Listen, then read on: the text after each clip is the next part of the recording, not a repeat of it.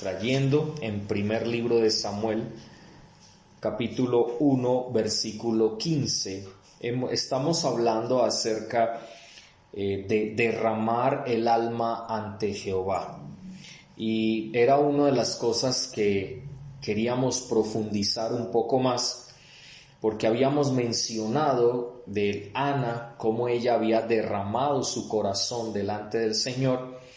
Y entonces yo les decía que era necesario que dentro de este tema que traemos, que recordemos que estamos hablando acerca de clama a mí y yo te responderé y te enseñaré cosas grandes y ocultas que tú no conoces.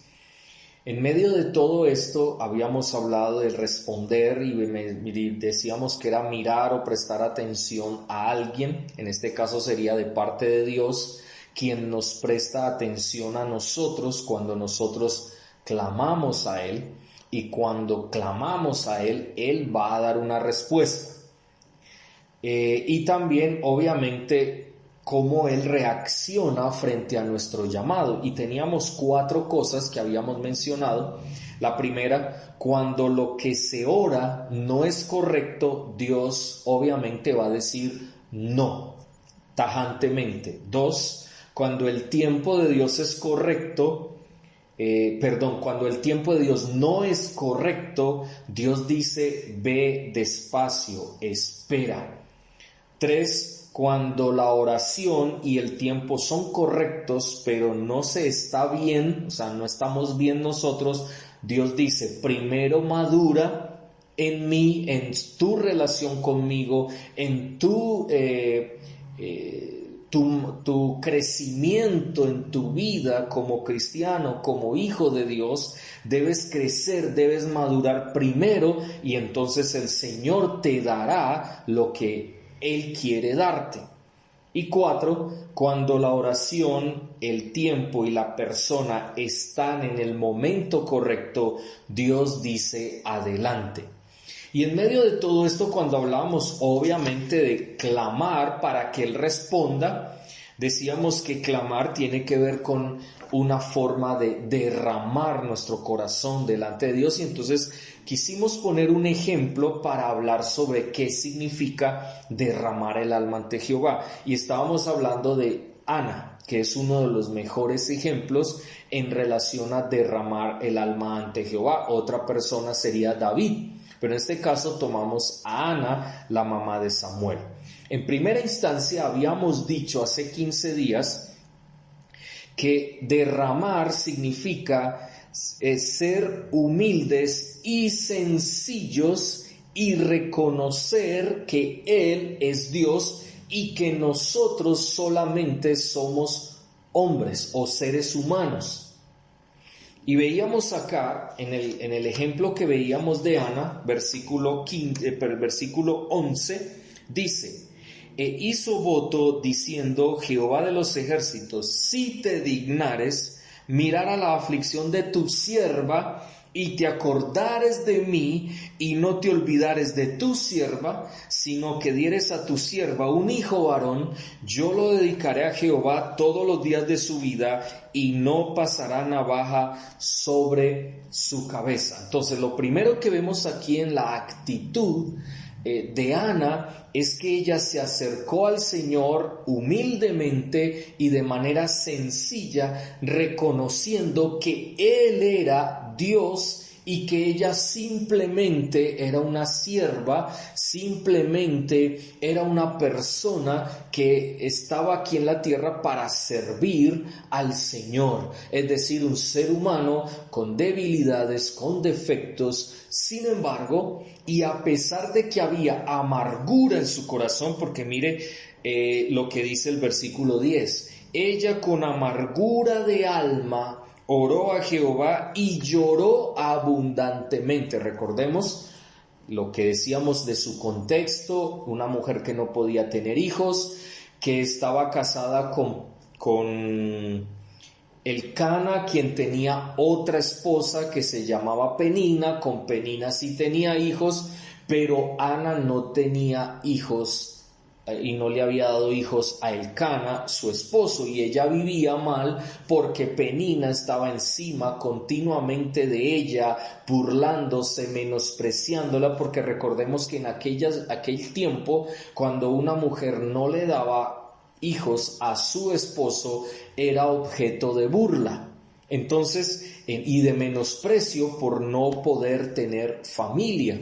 Y en este caso, entonces, encontramos que ella se acercó a Dios con un corazón lleno de amargura y lloró, o sea, se desahogó delante de Dios. Pero me causa curiosidad es ver la manera como ella se acerca al Señor a pesar de su amargura y de sus lágrimas delante de Dios.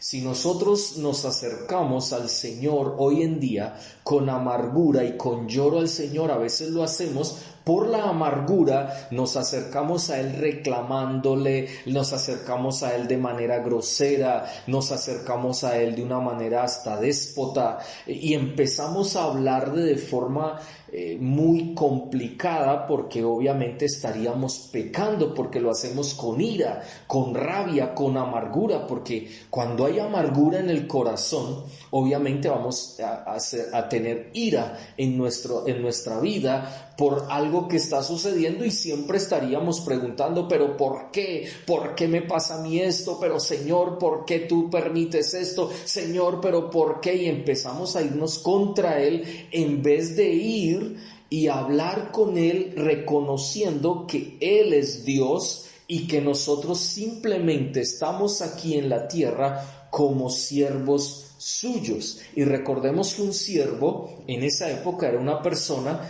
que se debía a su amo y que debía respetar a su amo, y obviamente con el tiempo el esclavo o el siervo de ese amo terminaba amando a su amo, amando lo que hacía por su amo, y nunca había de parte de ese siervo palabras que iban en contra de su amo, sino por el contrario siempre iba a hablar bien del amo que tenía, y más en este caso siendo Dios. Entonces, miren que ella se acerca con humildad, no como otros pasajes que hemos leído, donde encontrábamos a los ancianos de Israel, a Josué y a otros personajes que se iban contra Dios y le reclamaban y trataban de obligarlo a que él tenía que hacer lo que ellos le pidieran. Y Dios inmediatamente sentía enojo o estaba enojado con esas personas por reclamarle de esa manera. En cambio aquí, si hubiera sido, por ejemplo, en el caso de los ancianos de Israel que se fueron contra Dios diciéndole, Señor, ¿por qué dejas que nos humillen esas naciones paganas cuando tenemos al único Dios verdadero? Y se iban de esa manera contra Dios. Dios se enojaba contra ellos y Dios los entregaba en manos de los enemigos. Pero esta mujer, con amargura de corazón, de alma, ora y llora abundantemente, y la manera de ella acercarse al Señor era reconociendo que Él es Dios. Por eso dice, si te dignares, o sea, si está en tu corazón y he hallado gracia delante de ti, por favor, mírame, ponme atención a lo que te voy a decir. Mira la aflicción de mi alma, de mi corazón, de esta sierva. No te olvides de mí, acuérdate. Eso es una manera distinta a acercarse al Señor. Qué tremendo, que es muy distinto el querer yo con mi propio interés acercarme a Dios de una manera altiva, con orgullo, para tratar de que Dios haga lo que yo le digo, porque inmediatamente yo digo, es que tú eres Dios, tú eres mi Dios, entonces tú tienes la obligación de hacer lo que yo te diga. En otras palabras, tú eres mi siervo. Y no es así. Dios no es nuestro siervo. Aquí esta mujer lo dice claramente, yo soy tu sierva, por favor, mírame, dígnate en mirar. Es decir, en otras palabras, lo que le estaba diciendo es, yo no soy digna de estar en tu presencia. Yo no soy digna ni siquiera de alzar mis ojos a los cielos, pero yo te pido humildemente como tu sierva que te dignes en mirar lo que estoy viviendo, lo que está pasando en mi vida y dame una respuesta. Ser humildes y sencillos, reconociendo quién es Él. Él es Dios y nosotros simplemente somos seres humanos. En segundo lugar, lo que notamos acá, estando con amargura de alma, estando con lloro continuo en la presencia de Dios, es muestra de que ella desnuda su corazón delante de Dios. Y es tal que mire que dice, e hizo voto. O sea, ella desnudó lo que había en su corazón, desnudó esa amargura y por eso lloró abundantemente. Ella ya no sabía qué hacer, ella ya no sabía qué pensar en medio de toda una circunstancia y una crisis complicada y difícil que ella estaba viviendo. Entonces hace voto delante de Dios y dice, Jehová de los ejércitos, si te dignas en mirar la aflicción de tu sierva y te acuerdas de mí y no te olvidas de tu sierva, sino que dieres a tu sierva un hijo varón, yo lo dedicaré a Jehová todos los días de su vida y no pasará navaja sobre su cabeza. Ese fue el voto, es decir, una promesa. Ella hizo una promesa. Lo más tremendo es que ella cumple su promesa cuando Dios la visita y Dios le da un hijo llamado Samuel, y ella cumplió su promesa y puso a Samuel en el templo para que sirviera al Señor y no permitió que navaja cayera sobre su cabeza ni sobre su barba, porque era un voto nazareo, era una promesa dedicado para el Señor nada más, para servir al Señor en el templo y en favor del pueblo de Israel. Y recordemos que Samuel fue el primer juez del pueblo de Dios, quien Dios lo usaba para ungir a los reyes, pero también para aconsejar a los reyes, pero también para juzgar al pueblo y juzgar a los reyes. Claramente vemos que ella entonces desnudaba su corazón delante de Dios, lo que había, su amargura la trajo en la presencia de Dios, su lloro, su lamento, su dolor, todo lo que ella sentía, todo lo que ella vivía en esos momentos y estaba viviendo, lo desnudó en la presencia de Dios. Y sigue diciendo, mientras ella oraba largamente, versículo 12, delante de Jehová, Elí estaba observando la boca de ella. Pero Ana hablaba en su corazón y solamente se movían sus labios y su voz no se oía, y Elí la tuvo por ebria. Entonces le dijo Elí, ¿hasta cuándo estarás ebria? Digiere tu vino. Y Ana le respondió diciendo, no, Señor mío, yo soy una mujer atribulada de espíritu, no he bebido vino ni sidra, sino que he derramado mi alma delante de Jehová. En otras palabras, he desnudado mi corazón delante de mi Dios, de mi Señor. Eso fue lo que hizo Ana. Desnudó su corazón. Eso también significa derramar el alma ante Jehová. Es desnudar quién eres tú, lo que estás pensando, lo que sientes en tu corazón.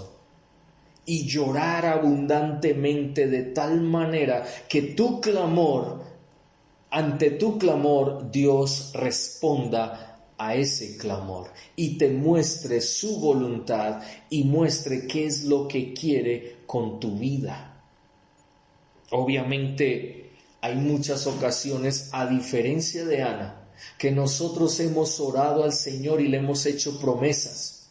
Le hemos dicho, Señor, si tú me respondes, yo voy a hacer tal cosa. Y en ocasiones, cuando el Señor nos responde y nos libera, O Dios nos sana, o Dios nos restaura, o Dios nos levanta, o Dios soluciona un problema, una circunstancia difícil en nuestra vida. Después se nos olvida la promesa que le hicimos al Señor y comenzamos a vivir una vida fuera de la voluntad de Dios. Ana cumplió su promesa.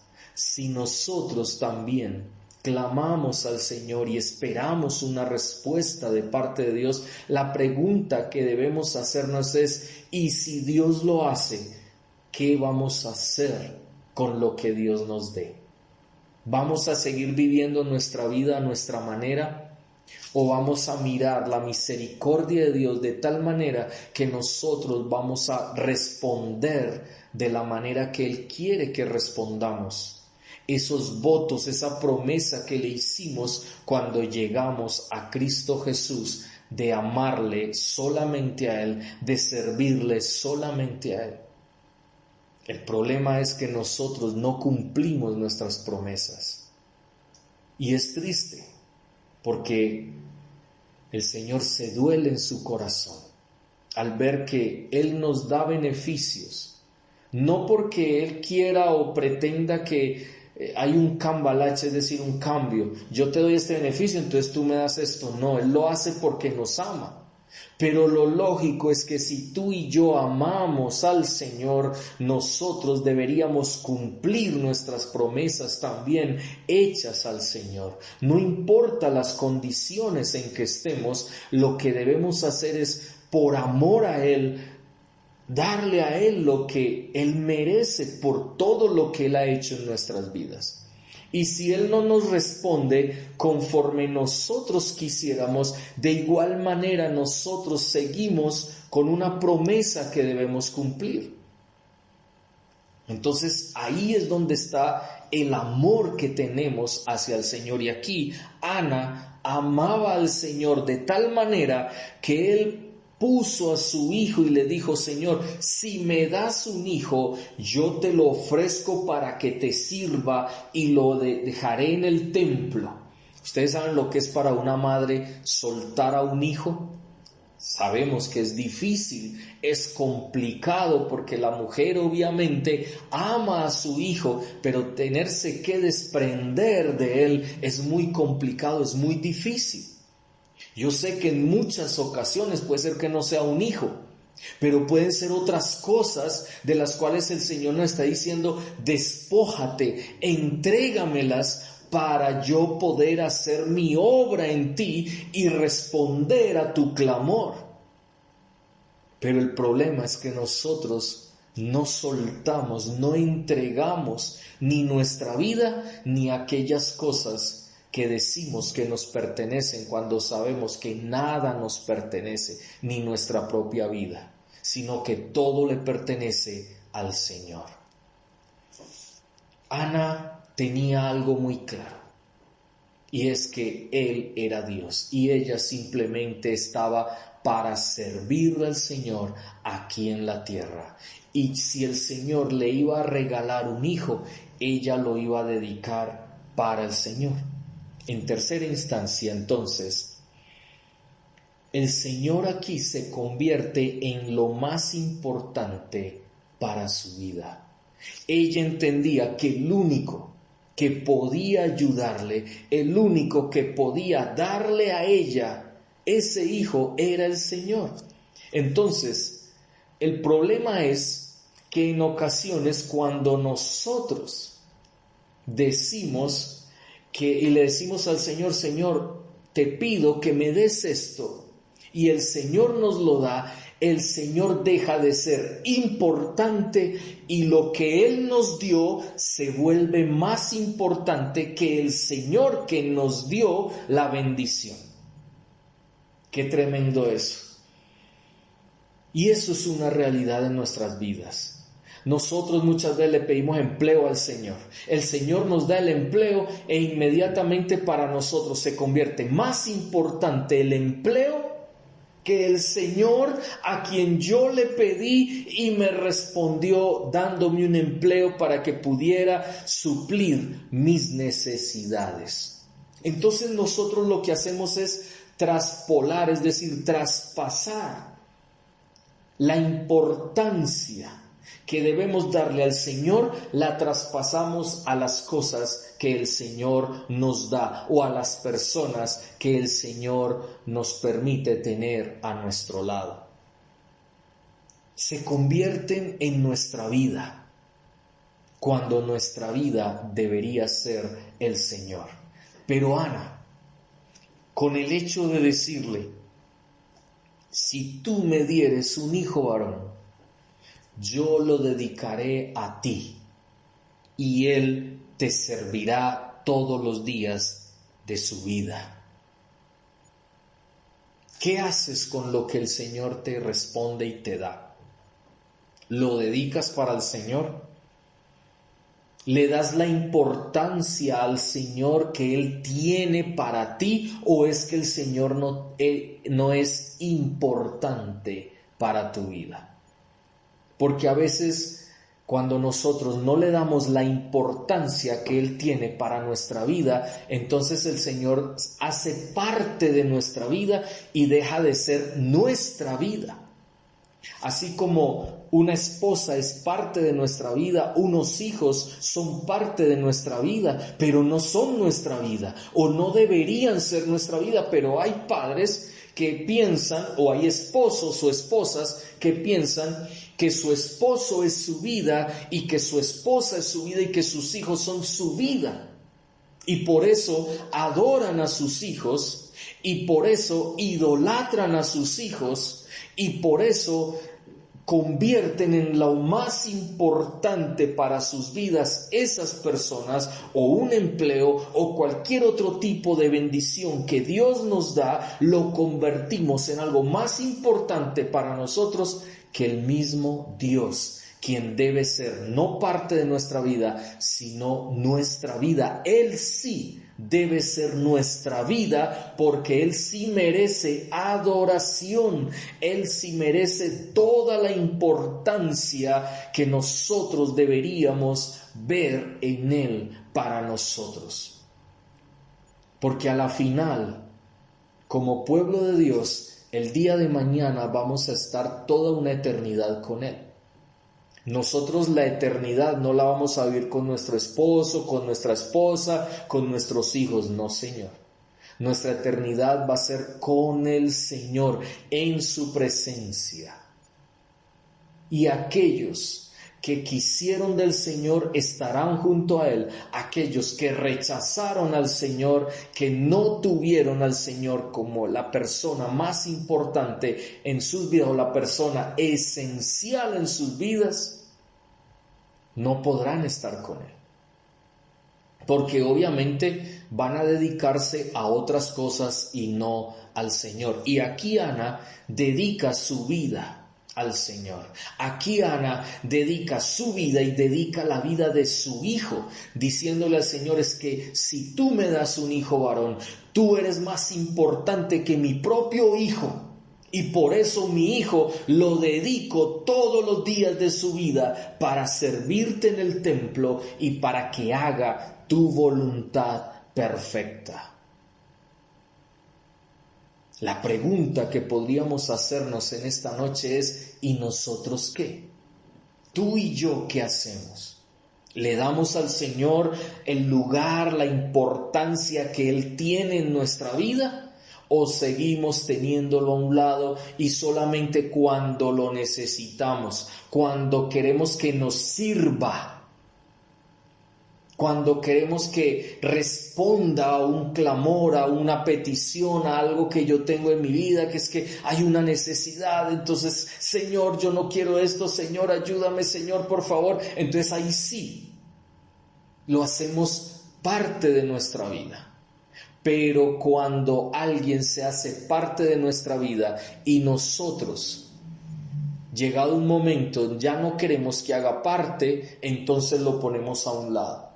Y cada vez que lo necesitemos lo tomamos, y cada vez que ya no creamos necesitarlo, lo soltamos.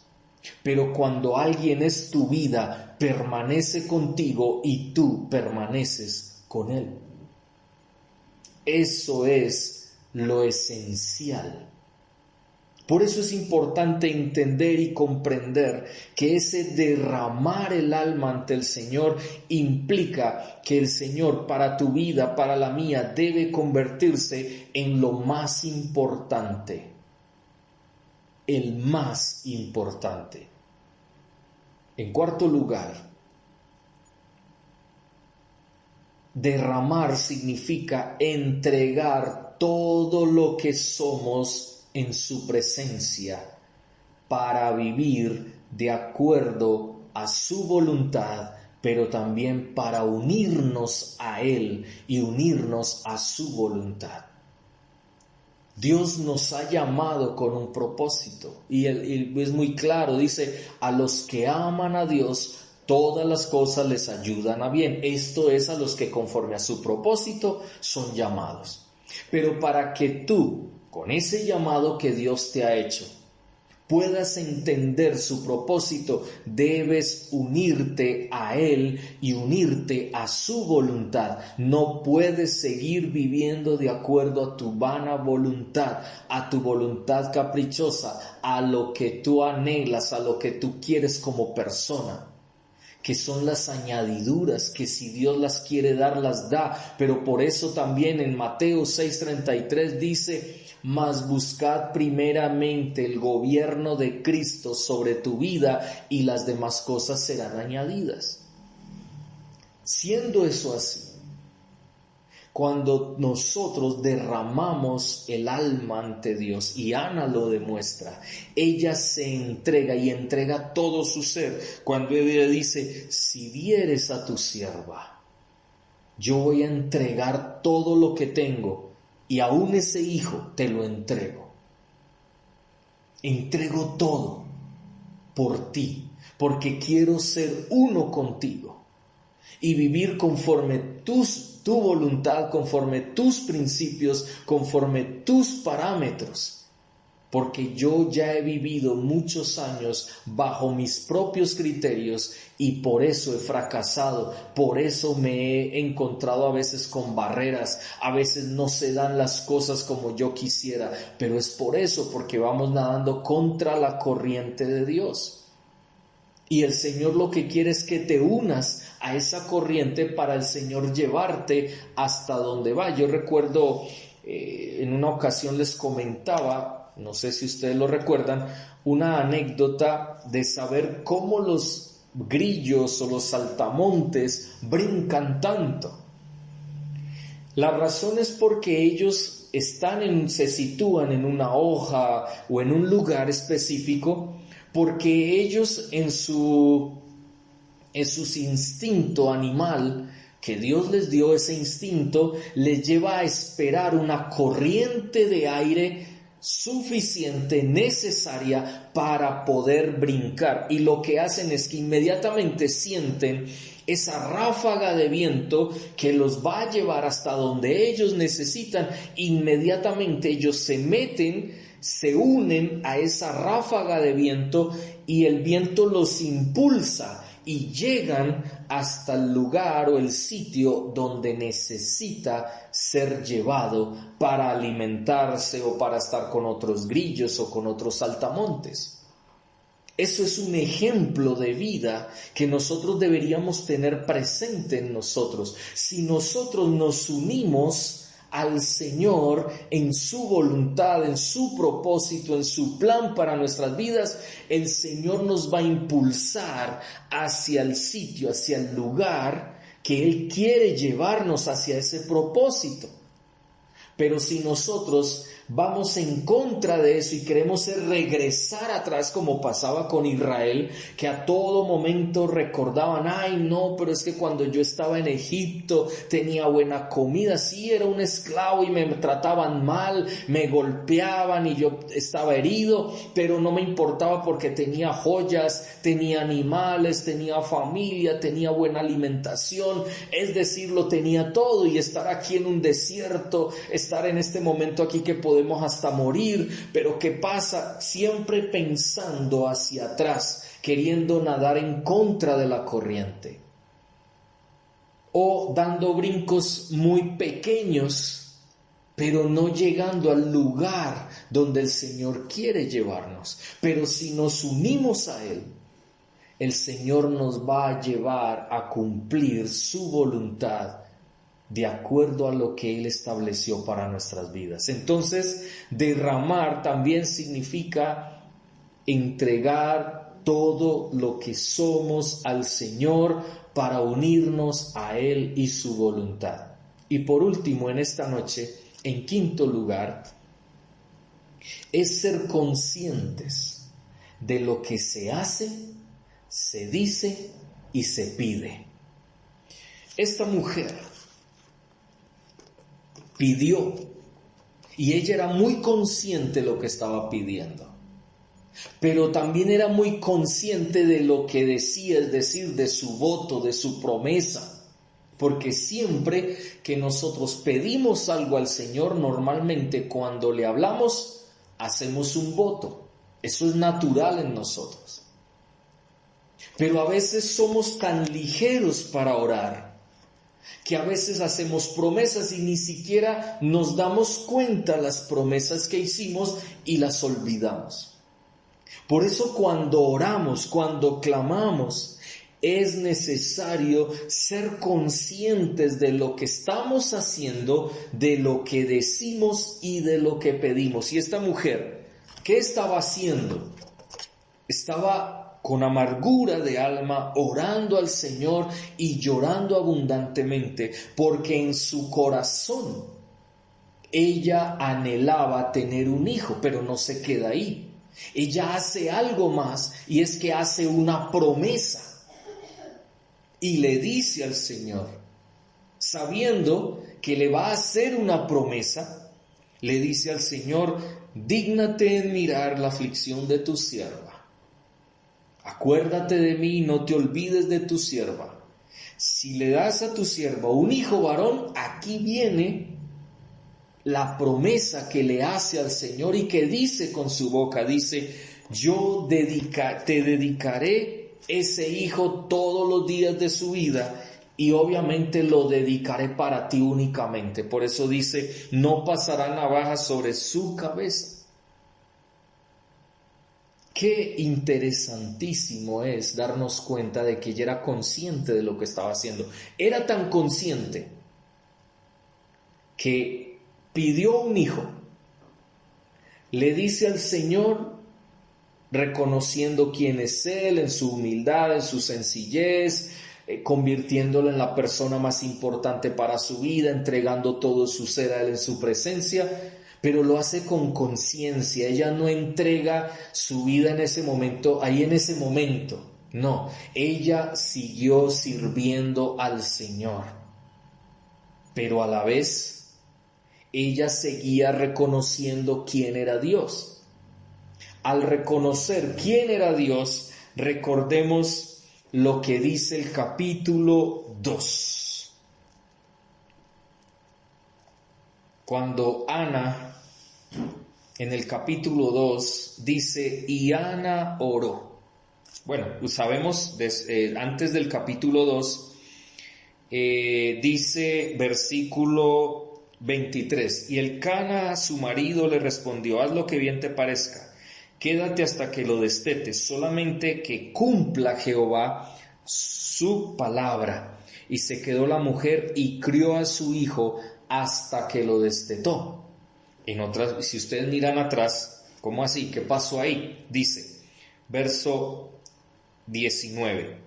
Y levantándose de mañana, adoraron delante de Jehová y volvieron y fueron a su casa en Ramá, y Elcana se llegó a su mujer Ana y Jehová se acordó de ella. Mire qué interesante.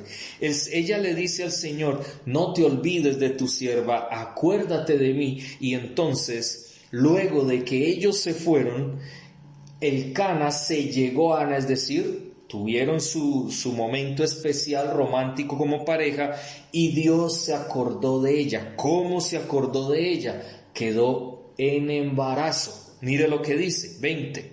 Aconteció que al cumplirse el tiempo, después de haber concebido a Ana, dio a luz un hijo y le puso por nombre Samuel, diciendo, por cuanto lo pedí a Jehová.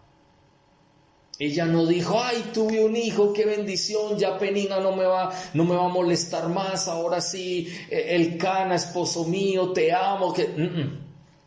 Ella claramente dice, le puse Samuel. ¿Por qué? Porque yo lo pedí a Jehová y el Señor me oyó y me concedió mi petición, mi clamor. Después subió el varón Elcana con toda su familia para ofrecer a Jehová el sacrificio acostumbrado y su promesa.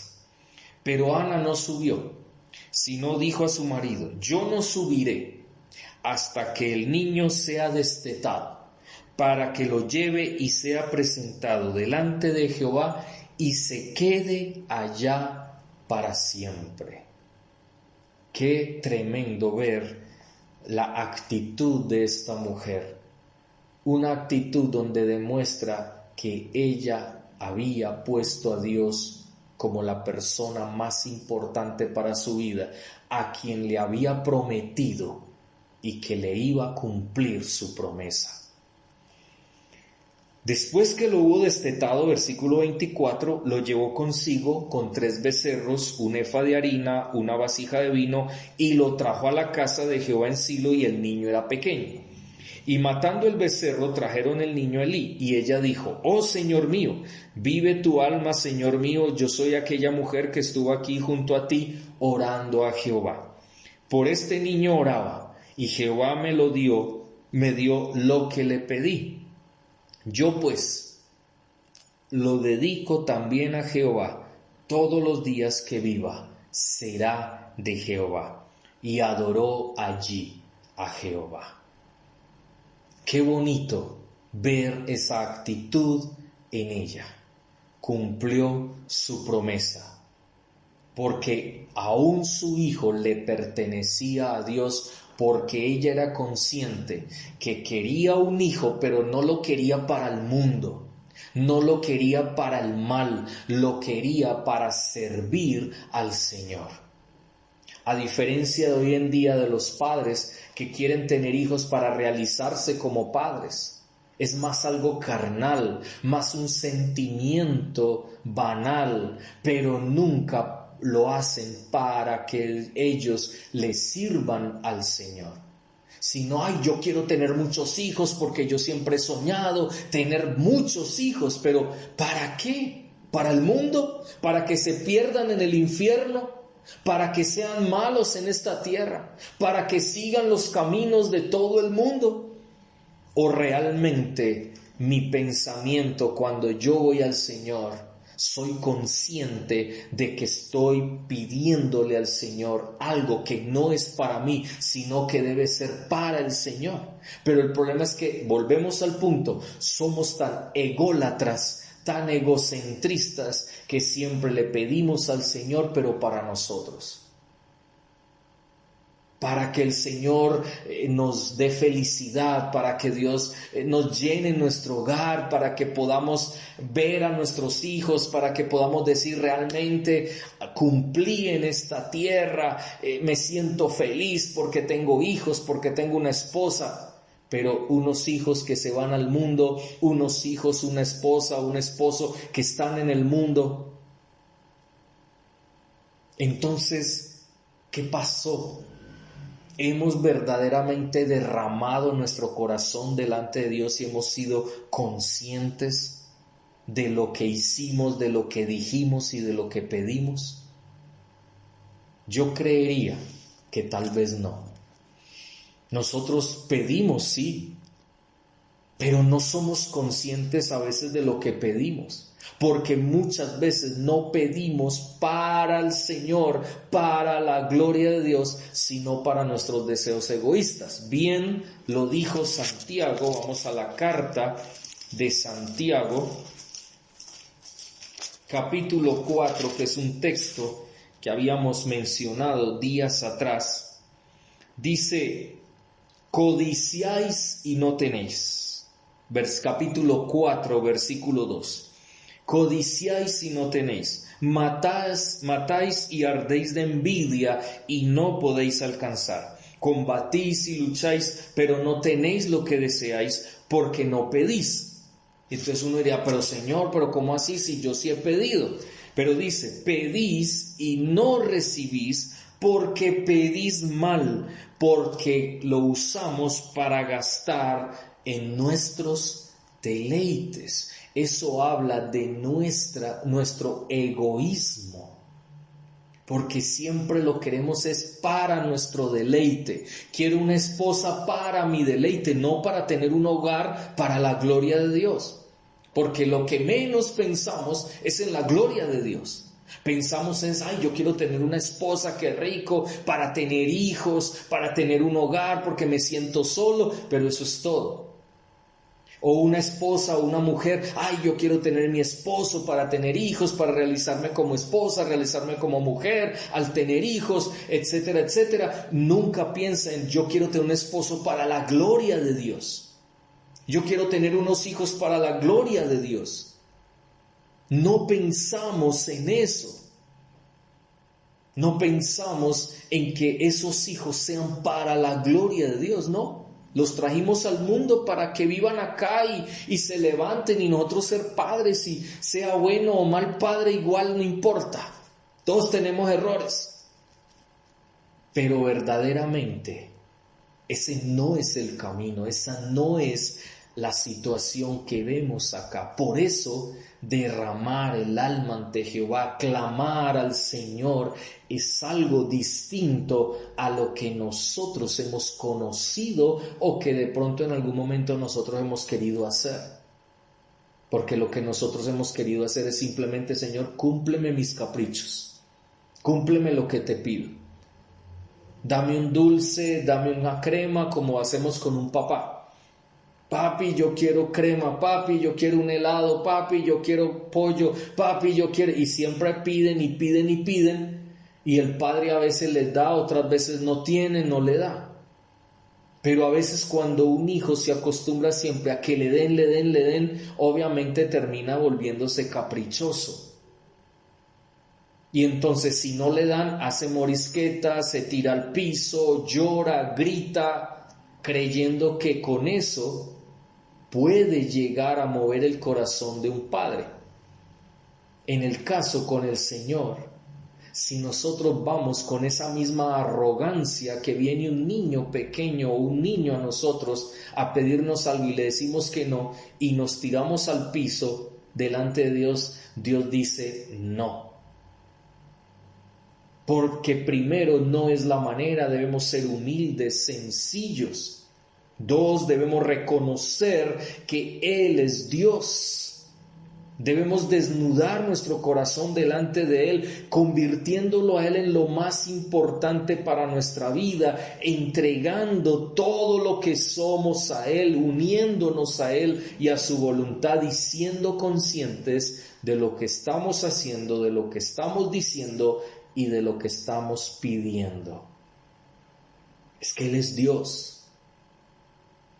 Nuestra actitud no debe ser, es que yo soy hijo del gran rey, entonces nosotros nos ponemos a la estatura de Dios y tratamos de pelear contra Él para que nos dé lo que nosotros le pedimos, y no es así.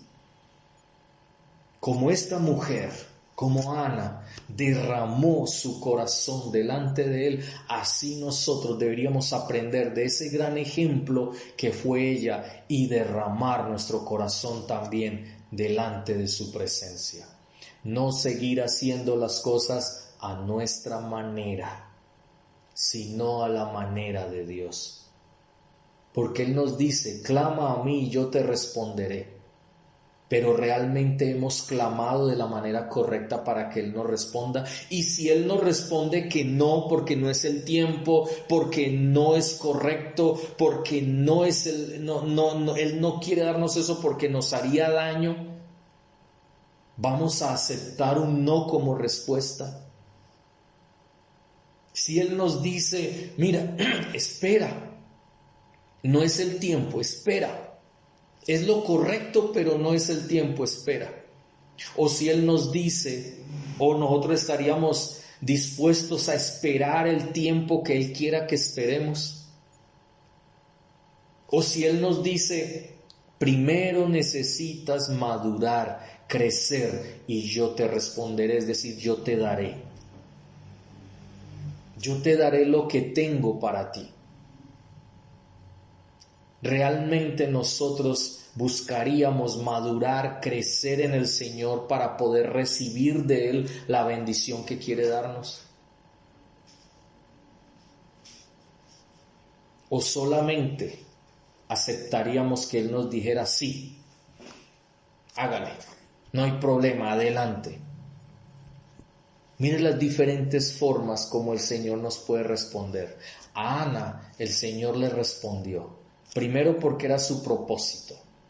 Segundo, porque Ana se unió a su voluntad, a su propósito, a su plan para el pueblo de Israel, para bendecirla a ella y que a través de ella viniera un personaje, un hombre, un varón como Samuel, para bendecir a su pueblo y para obrar la voluntad de Dios a través de su vida en medio del pueblo. Entonces pensemos en eso en esta noche. Ahora, ¿por qué? ¿Por qué derramar el alma ante Dios? Con la ayuda del Señor, dentro de 8 días vamos a estar tratando, si Dios nos lo permite y nos da vida y salud, entonces dentro de 8 días estaremos hablando sobre el por qué derramar el corazón delante de Dios. Vamos a orar en esta noche.